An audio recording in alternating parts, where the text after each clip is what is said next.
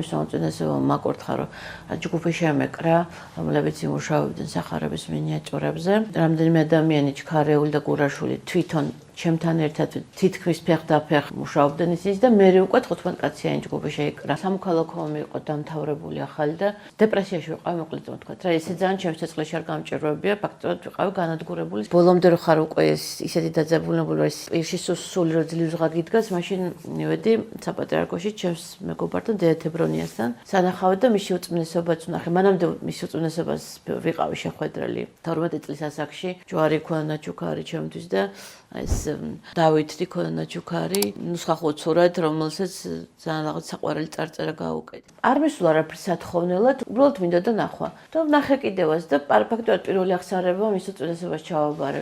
გაუხარდა ძალიან სხვა შორს ჩემი დანახვა და მითხრა რომ აი ფიქრობდი შენზე და კარგია რომ მოხვედი, იმიტომ რომ ახლა ჩვენ ვიწყებთ თავიდან სახარებაზე მუშაობის განახლებას, უნიკალური ხელნაწერი სახარება, რომელიც ბერებმა გადაწერეს და მორჩილებმა. მკითხა რომ იცი თუ არა ნუსხახოცური თუ არა ასომთავრული, წაკითხული გაქვთ თუ არა ბიბლია, სახარება. სინამდვილეში რო ითქვას, ეს ის წლები იყო და ის გასაჭირო, როცა სხვას არც არაფერს არ ვკითხულობდი. მეხმარებოდა იმაში, რომ ცოცხალი დარჩენილიყავი. მითხრა რომ თუ გინდა აქ ცხოვრეო საერთოდ და იცოდე რომ საპატრიარქო შენი სახლია და ფაქტობრივად 3 წელიწადი თითქმის მუშაობდი სახარებაზე.